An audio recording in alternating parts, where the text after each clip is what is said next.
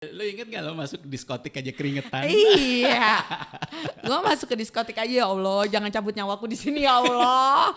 Aku takut nanti kalau aku mati langsung masuk neraka. Betul.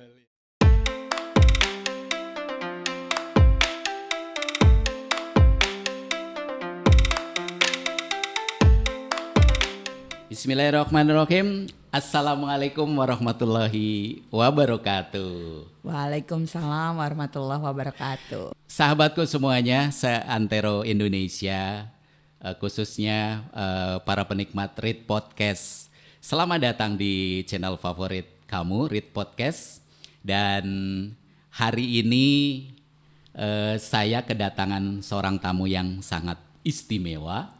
Dan dia itu kalau kemarin-kemarin kita selalu bicara soal laki-laki, kemudian keperkasaan.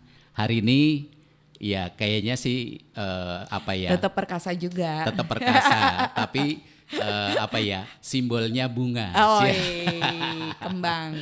Ya, telah hadir di depan saya seorang dosen yang juga seorang penyiar favorit. Cie. Dan dia penyiar top. Asik.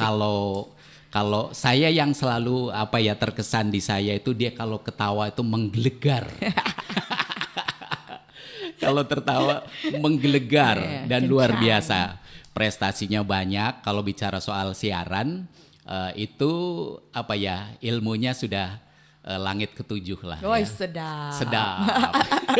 Tinggi ya. Ya, sahabatku semuanya, seantero Indonesia bahwa saya sih manggilnya Mpok Ana kali. Pok Ana, Mpok betul. Ana gitu, dan memang lebih khas gitu loh ya. Mpok Iya. Ana nih bicara di dunia siaran atau dunia broadcasting itu sudah nggak asing lagi. Dari 2000 tahun 2000. Lu ngerasa tua di radio nggak?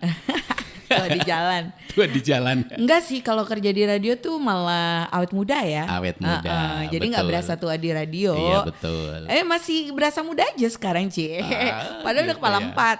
4. Ya, Po Ana ini seorang dosen dan pasti ya lulusan S3 lah. Belum, gitu. baru ya? S2. Oh, baru S2. Ya Allah. Udah ini sih baru baru dicita-citain, ditaruh di kepala dulu, disolawatin dulu. Pokoknya diniatin dulu, insyaallah S3 gitu. Ya Gue dulu Allah. waktu S2 juga gitu, Mas. Jadi gue tanemin dulu di dalam diri gue, karena kan waktu itu belum ada duitnya ya, aduh gila ya, kebutuhan banyak gitu kan. Jadi udah gue tanemin dulu, kayak disolawatin gitu, insyaallah S2 pasti S2. Iya. Ya udah, padahal gue gak ada duit juga. Terus tiba-tiba daftar gitu. Oke. Udah gue daftar. Dan Iya. alhamdulillah rezekinya ada gitu. Ada. Karena kan dia bisa dibayar, dicicil ya, sebulan sekali gitu. Yang gue pengen tahu untuk ngedapetin S2 ini, lu dulu kerja sambil kuliah kah atau udah jadi penyiar baru dapat S2-nya? Gimana? Kalau gue dulu waktu belum lulus S1, gue keterima kerja nih di stasiun radio swasta. Oke. Radio Mercy ya. Ya. Itu gue siaran dari 2002 dan itu gue statusnya belum lulus S1. Oke. 2008 gue coba ngelamar nih, ngajar di kampus. Iya. Tapi waktu itu belum ada kewajiban harus S2. Jadi S1 pun masih bisa. Dan kebetulan gue jatuhnya praktisi, bukan akademisi. Oke. Karena gue praktisi, gue berkecimpung di dunia broadcasting, radio, televisi. Karena gue juga pernah di CTV Banten tuh, jadi presenter Oke. selama 3 tahun deh kurang lebih. Jadi dengan background itu gue bisa ngajar tuh di Akademi Komunikasi BSI waktu itu. BSI gitu. Akhirnya ada kewajiban dari pemerintah bahwa dosen itu minimal harus S2. S2.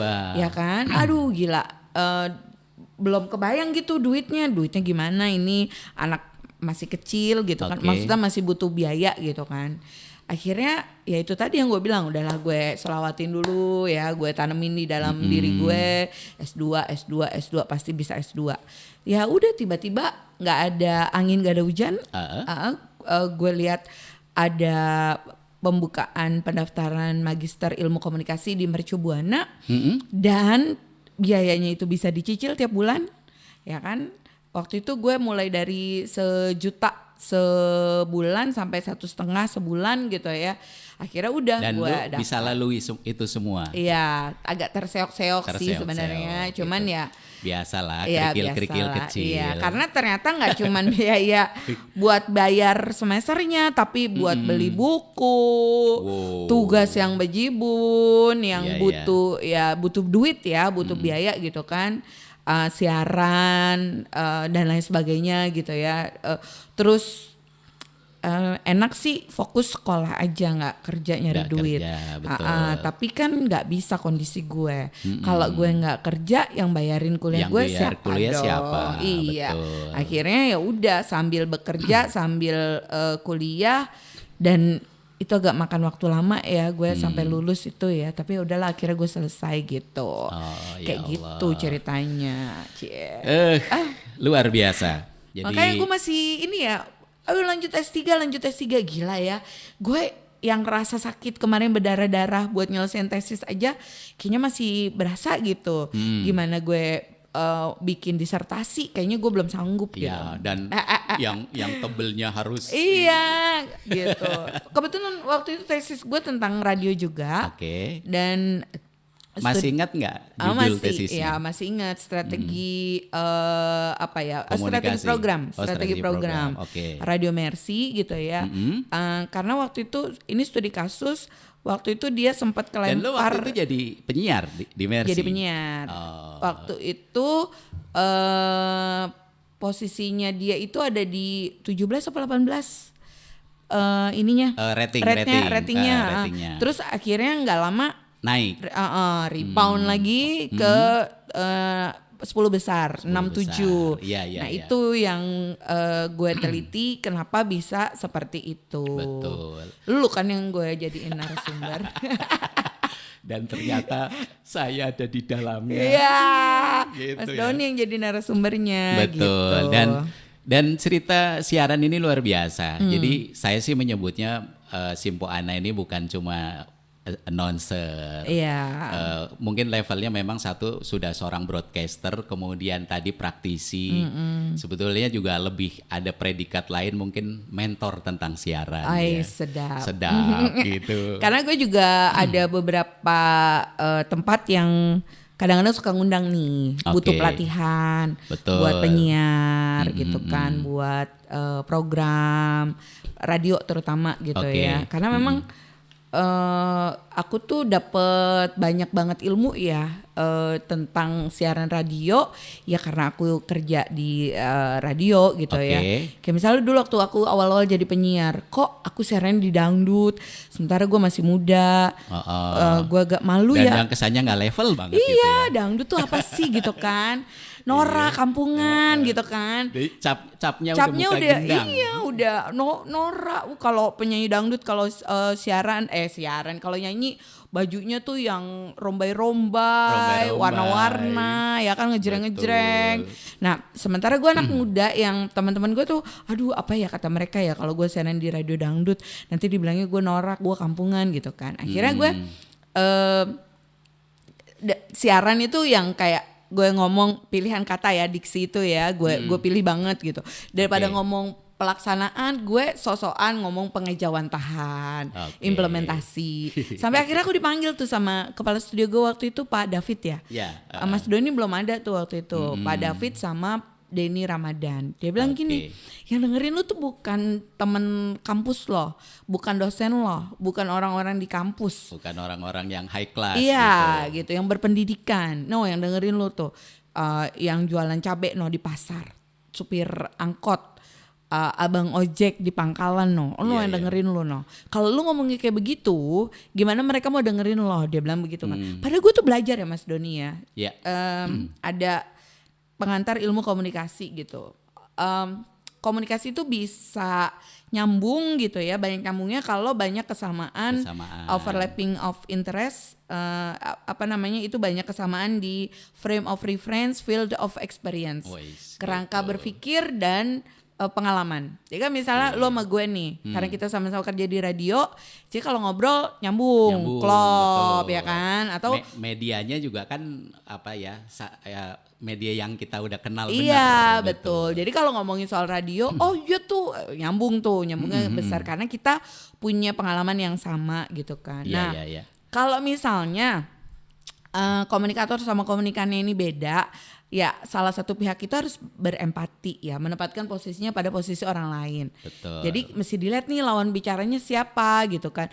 Oh kalau misalnya abang tukang becak, ya nggak bisa diajak ngobrol soal soal Bitcoin misalnya, atau soal investasi apa gitu ya yang harganya miliaran gitu, nggak masuk gitu kan, pasar modal. Tapi kalau misalnya diajak ngobrol soal tabungan emas gitu, itu masih nyambung, masih ini gitu. Jadi akhirnya dari situ gue gue mesti paham nih target market gue, segmentasi pasar gue, sehingga gue bisa nyesuaiin. Karena yang dijual kalau kita jadi penyiar tuh apa sih? Kan lu selalu bilang kita tuh jual diri gitu kan, ya kan? Jadi produknya tuh kita gitu betul. Kan, penyiar itu. Nah kalau gue nggak bisa mendekati audiens kita, gimana bisa ngejual gitu kan? Betul. Akhirnya dari situ gue belajar. Oh ya, audiens radio yang segmennya CD. Betul. Terus apa ya, menengah ke bawah ya, grassroots, betul ya. Dewasa, tua gitu kan, dewasa lah ya. Karena kan yang dengerin yang ada dangdut di main kita ya. Iya, karena kan yang suka dangdut itu biasanya udah dewasa lah ya. Berumur ya. Gue gak bilang tua ya. Nah kalau anak remaja itu kan gak begitu suka dangdut. Betul. Gitu kan. Jadi udah gue yang umur berapa waktu itu ya, masih 21. Walaupun kadang-kadang yang remaja gengsi-gengsi ya dengerin. Iya dangdut. Padahal suka juga gitu juga, kan. Cuman enggak apa sih dangdut kayak gitu-gitu lah. Kayak gue juga. Kayak gitu. lu banget. Akhirnya ya udah gue di situ gue belajar banyak gitu ya. Akhirnya dangdut bikin gue belajar buat rendah hati. Betul. Gitu kan, belajar untuk berarti gue harus berempati nih. Kalau gue tetap seperti itu, ya nggak bisa deket sama pendengar radio gue gitu kan. Karena gue harus jadi teman, harus jadi sahabat gitu. Akhirnya udah di situ gue belajar banyak. Dan kita harus berada di lingkungan mereka ya. Artinya bener. Kita tahu betul habit mereka, kebiasaan mereka seperti apa. Betul. Kita harus terjun di dalamnya, betul. Alhamdulillahnya ya gaya hidup pendengar radio dangdut tuh nggak high banget, nggak tinggi banget gitu ya. Jadi gue nggak perlu nyesuaiin yang ngeluarin duit banyak gitu, yang perlu nongkrong di coffee shop. Ya kita yang 10 ceban serenceng gitu kan. Ngopi ya kan, 10.000 serenceng. Iya, lu inget gak lo masuk diskotik aja keringetan? Iya, gue masuk ke diskotik aja, ya Allah, jangan cabut nyawaku di sini ya Allah. Aku takut nanti kalau aku mati langsung masuk neraka. Betul ya. Saya potong. Buat lu dunia radio itu apa sih? Dunia radio tuh menurut gue cair banget ya. Ya, oke. Sangat cair. Ketika gue masuk ke dunia kampus, yang ini gue ngomongin dari level pergaulannya aja dulu ya, level pergaulannya aja dulu. Yang boleh. Kalau di kampus itu penuh dengan birokrasi, terus juga formal banget. Pak, Bu, selamat siang gitu kan. Kadang di grup nggak nyapa bapak sama ibu aja suka dikomplain, diomelin. Kita nih di lembaga pendidikan, bla bla bla. Jangan manggil ini gitu, kayak gitu-gitulah. Nah, kalau gue bandingin sama dunia radio dari segi pergaulannya, kita cair banget, informal. Bahkan ada satu atasan gue yang kadang gue suka manggil nama bapaknya gitu. Betul, kan. Abah Odon ya misalnya gitu kan.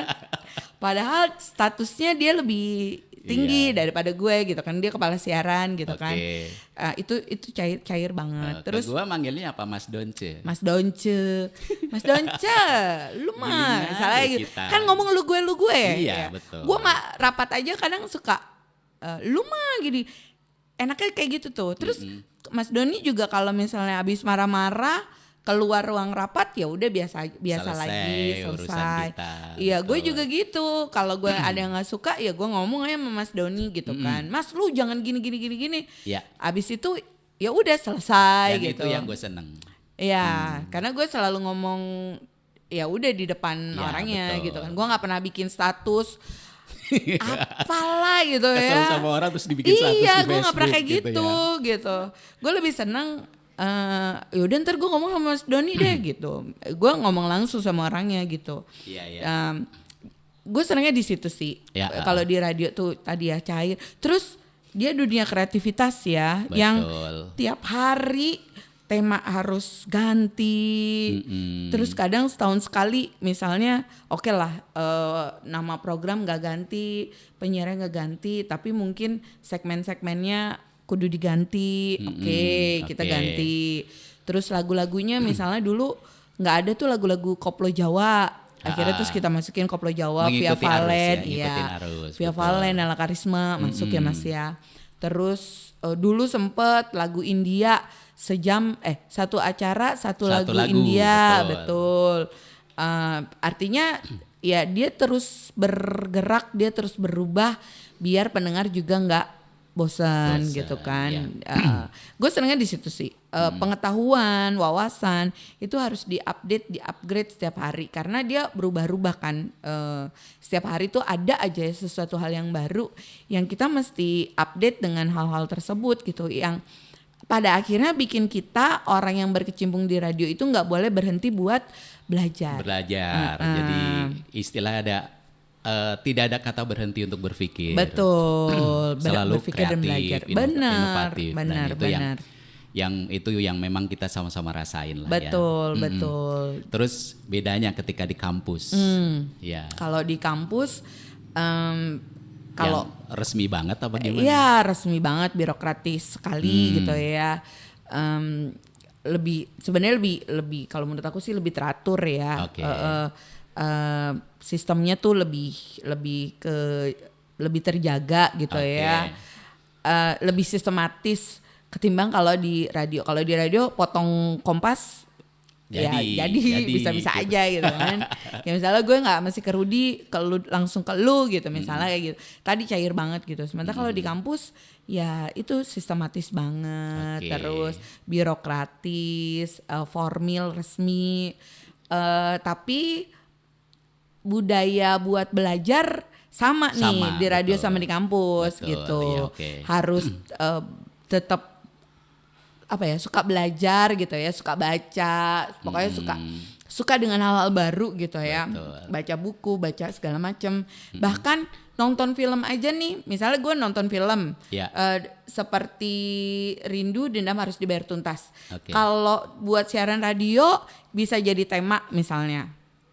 Kalau buat kehidupan gue di kampus, wah ini nih bisa jadi jurnal penelitian gue semester depan misalnya kayak gitu. Jadi budaya-budaya seperti itu baik di radio maupun di kampus ya gue tetap temuin gitu. Betul. Betul. Artinya hampir sama lah ya. Bahwa kita harus buka mata, buka telinga karena ini bisa jadi bahan buat siaran, ini bisa jadi bahan buat mengajar ya, buat kehidupan gue sebagai dosen kayak gitu. Terus mahasiswa lu itu melihat lu seperti apa? Gue kan mulai ngajar tuh 2008 ya. Karena gue nemuin tadi ya, kalau di radio gue cair banget, pakai jeans, asik-asik aja, ngobrol juga enak, bercanda juga bebas ya. Gue lu tahu sendiri gue kalau ketawa ngakak gitu kan. Wah, kayak gitu-gitu ya. Lu rame. Di depan aja ketawa lu, gue di belakang kedengeran gitu kan. Gue padahal gue enggak pakai tawa gitu kan. Gue di depan tuh si Ana tuh gitu, udah ketahuan gitu. Betul. Nah, pas di kampus gue tuh yang harus harus memendam, nggak bisa yang sebebas itu gitu loh. Sampai akhirnya gue frustasi sendiri. Udah nih kayak gue nggak cocok nih jadi dosen nih gitu kan. Tapi ini yang ada dan di depan. Dan lu harus pakai rok. Iya, harus waktu itu gitu ya, pakai rok lah apa gitu kan. Nggak cocok nih gue jadi dosen gitu. Tapi kerjaan yang ada di mata gue sekarang dosen gitu kan. Akhirnya gue memutuskan untuk jadi diri gue sendiri. Biarpun udahlah, biarpun jadi dosen, gue harus tetap jadi diri gue sendiri. Akhirnya udah Mas, gue kalau ngajar kayak stand up komedian gue. Ya, jadi gue ngelawak aja gitu ya. Gue kan ngajar tuh mata kuliah teknik announcing, public speaking, teknik penulisan naskah. Pokoknya nggak ada yang nggak jauh beda dengan apa yang gue lakuin gitu lah. Dan ya. itu yang membuat mahasiswa lu tuh kayaknya apa ya? Jadi senang buat belajar, senang buat belajar karena yang biasa gue yang biasa gue jelasin ke mereka adalah hal-hal yang biasa gue kerjain gitu ya. Jadi aplikatif banget nih gitu. Nah mereka jadi suka. Bahkan kadang-kadang tuh, Bu belum waktunya belajar. Bu jangan lupa kita ada kuliah jam segini. Iya kan masih lama, belum juga absen. Iya saya mah semangat kalau pelajaran ibu. Bohong banget lu kata gue gitu kan. Nah akhirnya ya itu gue memutuskan buat jadi diri gue sendiri. Jadi dosen yang kayak penyiar gimana sih? Yang tetap friendly, tetap ngelawak. Ya udah gue ketawa aja gitu loh. Bodoh amat lah gitu mahasiswa gue mikir yang enggak. Bahkan di medsos gue kadang-kadang kelakuan gue yang aneh-aneh itu ya, itu tetap gue posting di medsos gue. Even gue berteman sama mahasiswa gue gitu kan. Jadi ya udah mahasiswa juga ke gue tapi mereka tetap hormat ya. Gue nggak pernah nemuin mahasiswa yang mentang-mentang gue terbuka banget terus mereka jadi nggak hormat sama gue. Mereka tetap hormat sama gue tapi jadi apa ya, jadi deket. Bu aku mau curhat boleh nggak? Ya boleh. Bu aku mau main ke rumah boleh nggak? Bu ngopi dong Bu di rumah ibu misalnya kayak gitu ya. Bu ini Bu itu kayak gitu-gitu. Ya udah ayo sini kalau mau main ke rumah. Bahkan ada yang Bu mau mereka cuma butuh tempat. Rumah gue kebetulan agak gede karena nggak banyak barang, jadi muat nampung banyak orang. Bu, kita mau buka puasa di rumah ibu. Kita kan kemarin habis menang lomba, jadi kita punya duit. Ibu nggak usah keluar duit, ya. Kita cuma butuh tempat, Bu. Iya, padahal gue juga nggak mau ngeluarin duit. Iya, gue juga gila aja lu sekelas tuh 40 orang Mas. Gila aja lu 40 orang gitu kan. Kalau cuman 1-2 nggak apa-apa gitu kan. Ini 40 orang. Akhirnya udah Mas. Mau hari apa? Hari ini Bu, oke. Tapi gue ngajar ya, lu siapin sendiri di rumah gue. Gue ngajar, mereka datang ke rumah gue, terus Bu pintunya dikunci, kuncinya di ini, kata gue gitu kan. Terus Bu kita mau bikin sambal, ulekannya di mana? Ulekannya ada di dapur. Jadi mereka tuh sendiri di rumah gue, ngulek, bikin es batu apa gitu ya. Itu mereka kerjain sendiri dan walhasil itu buka puasa terrame, ada 40 orang karena satu kelas. Terus gue bilang gini, lo ya pada buka puasa di rumah gue jangan lupa lo yang beberes juga kata gue gitu. Abis buka puasa itu mereka nyuci piring sendiri, apa sendiri kayak gitu Mas. Terus kalau bimbingan juga gitu. Misalnya nih kalau di BSI itu dosen di kampus Ciledug bisa dapat mahasiswa bimbingan tuh dari daerah Bekasi. Yang jauh luar kota. Jauh banget. Dulu rumah gue di Serpong. Gue kan punya rumah tuh di Serpong. Gue waktu itu gue cuman ada ngajar tuh sehari atau 2 hari gitu. Jadi kebanyakan di rumah. Jadi gue bilang ya udah kalau mau bimbingan ke rumah. Lu bayangin ya dari Bekasi ke Serpong Utara. Pondok Jagung kan rumah gue. Naik motor. Akhirnya udah mereka bawa makanan. Udah makanannya buat lo aja. Lo makan aja sendiri. Gue nyiapin apa? Gue nyiapin mie instan, telur sama air mineral. Gue bilang lu lapar nggak? Kalau lu lapar lu bikin sendiri. Gue nggak mau bikinin kata gue gitu kan. Abis lu makan lu cuci piring ya. Udah tuh mereka makan cuci piring. Bu bimbingan ntar ya Bu. Capek. Mereka tidur dulu di rumah gue. Ya Allah gitu kan. Tapi ya gue memaklumi ya. Karena kan Bekasi ke Pondok Jagung tuh jauh banget. Dan mereka naik motor gitu ya. Jadi udah jadi kayak apa ya, temen jatuhnya gitu. Kayak temen. Ada yang naksir atau lu yang naksir mereka? Kalau dosen cewek kayaknya gue nggak tahu ya. Kalau naksir, maksudnya mahasiswa tuh iseng gitu, walaupun dia malu-malu hati, pengen mengungkapkan perasaan gitu. Ada nggak? Gak ada sih kalau gue ya, karena gue seringkali memposisikan diri gue jadi ibunya mereka gitu kan, jadi emaknya gitu. Jadi yang sampai naksir gue terus nembak apa bilang apa gimana gitu, nggak ada. Gue nggak nemuin yang kayak japri gitu. Kalau japri banyak iseng tapi gitu. Nggak iseng, kebanyakan pengen curhat. Oh ya. Entah itu soal orang tuanya, entah itu soal pacarnya. Jadi kebanyakan menjadikan gue sebagai teman curhat. Terus kalau mereka lulus, kadang-kadang gue sering dapat undangan, Bu ngopi yuk Bu di sini, Bu ini yuk gitu. Dan gue malah kemarin baru aja dapat hadiah gitu ya. Bu, lu masih di Mercy? Kagak, gue udah resign, kata gue gitu kan. Emang kenapa? Gue mau kirim hadiah Bu buat elu, katanya gitu kan. Itu dari mahasiswa gue yang udah lulus tahun 2010. Kan gue kalau misalnya mahasiswa aktif, gue gak boleh terima hadiah karena itu jatuhnya gratifikasi. Nah tapi kalau kayak gitu tuh udah lulus 2010, 2021 gue dikasih hadiah, ya itu gak apa-apa karena kan gak ada konflik kepentingan ya. Kayak gitu. Jadi lebih ke teman aja sih, nggak ada yang hubungan romantis gitu, nggak ada. Luar biasa. Secara udah nini ya, ya kali. Sekarang udah punya cucu ya? Iya udah punya adik gue sih, ponakan, ya kan. Cuman ponakan rasa cucu lah. Gitu, iya deh. Seru juga ngobrol sama penyiar favorit. Sedap. Dan dia seorang dosen. Dan ngajarnya di kampusnya banyak yang banyak. Betul. Karena selain di BSI aku ngajar juga di BL, pernah di Mercu, di USMI gitu. Ya. Thank you waktunya di sama-sama Mas Donce. Dan sudah hadir di sini. Harusnya gue ya yang jadi hostnya ya. Lu yang gue wawancara ya. Iya oke. Thank you, terima kasih dan sahabatku semuanya Santero Indonesia. Inilah pertemuan saya dengan Mpo Ana, seorang dosen yang juga seorang presenter dan host penyiar radio. Terima kasih waktunya, semoga pertemuan kita bermanfaat buat sahabat kita semuanya. Ya, terima kasih. Wassalamualaikum warahmatullahi wabarakatuh. Waalaikumsalam warahmatullahi wabarakatuh.